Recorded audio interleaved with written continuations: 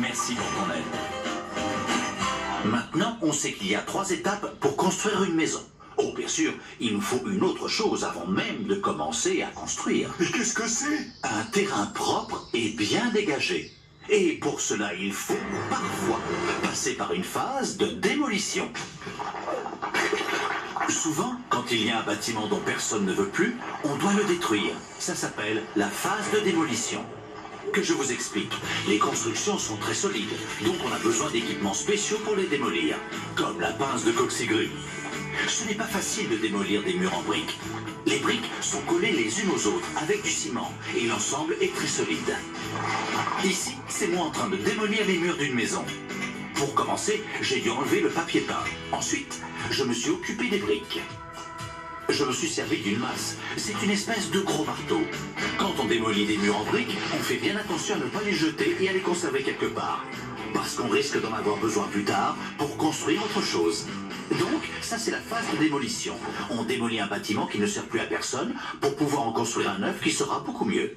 Retournons sur un vrai chantier. Je suis sûr que l'on va apprendre plein d'autres choses. Ce camion pelleteuse est en train de démolir une maison. Elle est trop vieille, plus personne n'habite dedans. On va pouvoir en construire une plus moderne au même endroit. C'est du travail de démolir une maison.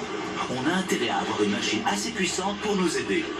Lui, c'est le conducteur. Il a l'habitude de manier des grosses pelleteuses, donc il va vite.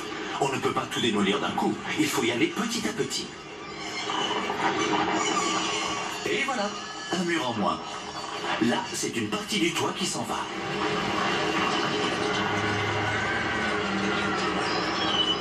Cet homme arrose la vieille maison pour qu'il n'y ait pas trop de poussière dans l'air. Et croyez-moi, quand vous démolissez une maison, la poussière, ce n'est pas ce qui manque. Il ne reste plus qu'une partie à démolir. Ouf, c'est bientôt fini. Et voilà.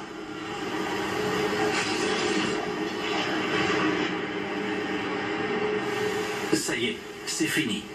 On va se repasser le film à une vitesse accélérée.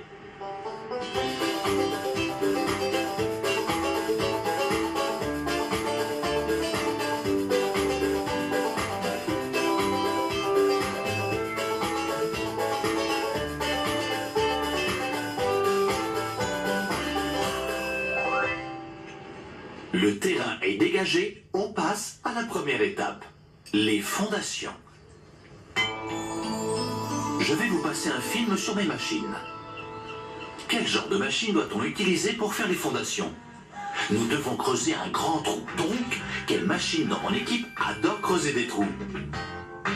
Oui, c'est Scoop. Scoop adore creuser des trous. Et il a une grande pelle devant et une plus petite derrière, ce qui est assez pratique. Scoop travaille beaucoup pour moi. Une fois, il a même creusé tout un pan d'une colline. Il fait des grands tas de terre sur les chantiers.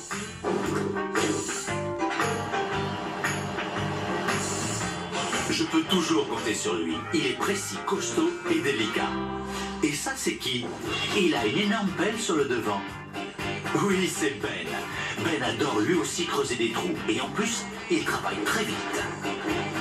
Il travaille souvent avec Scoop. Quand j'ai un gros chantier et que le travail doit être fait rapidement, Scoop et Ben travaillent ensemble, en binôme. Et ça va super vite. Voilà quelqu'un d'autre qui m'est très utile quand je dois faire des fondations. Vous vous rappelez ce qui se passe après qu'on ait creusé le trou? C'est ça, on le remplit avec du béton. Et cette machine est très douée pour ce travail. Vous connaissez son nom? Oui, c'est Tumbler. Regardez-moi tout ce béton. Et ça, c'est qui? Oui, c'est Tourneboule, mon expert en ciment.